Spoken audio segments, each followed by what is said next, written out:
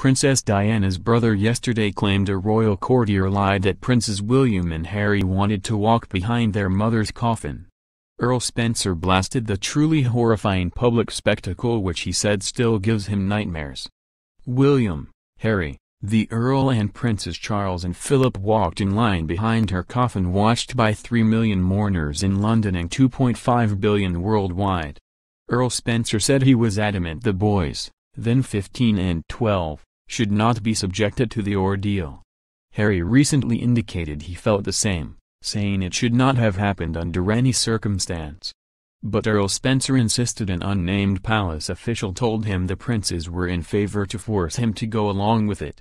He said, "I was liaising with some courtier at Buckingham Palace and he mentioned it and I said, of course they're not going to do that." He said, "Well, it's been decided."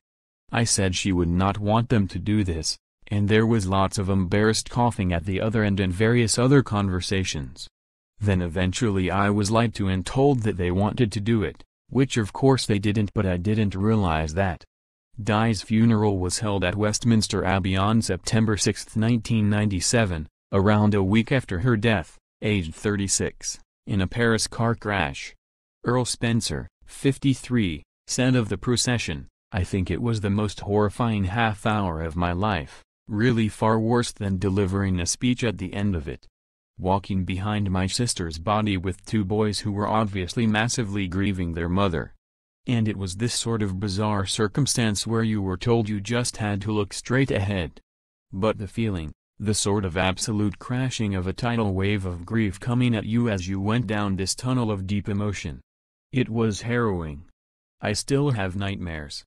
There was an inner turmoil of thinking, my God, this is ghastly, but then thinking these two boys are doing this and it must be a million times worse for them." Earl Spencer's eulogy to his sister was seen as a veiled attack on the royals. He said her blood family would look after Wills and Harry so that their souls are not simply immersed by duty and tradition. Yesterday Earl Spencer insisted the Queen had privately told guests he had every right to say whatever he felt. It was his sister's funeral.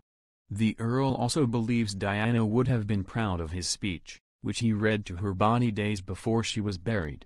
He told Radio 4 today, "I know people will think I'm some sort of fruitcake, but I do remember hearing almost some approval, and then I realized I probably had got some of the thoughts in order." Earl Spencer also revealed he was called to do a dry run of his eulogy at the Abbey but found a mysterious group of people listening in. He said, "A car turned up here with police and we got the 75 miles to the Abbey in under an hour. I had a copy of my speech in my jacket pocket and one in my trouser pocket just in case. I was standing at where I was to deliver the speech and then noticed these people just come out of nowhere. I thought, my goodness, they're trying to hear what I'm going to say. I didn't know who they were but I knew they probably weren't entirely sympathetic. So I went, oh, I'm such an idiot. I've left the speech behind so I'll just read from a hymn book. I read about 3 words and they said the microphone was fine. I just thought it was so personal. I had to protect my speech before delivering it and I didn't want anyone else having a say.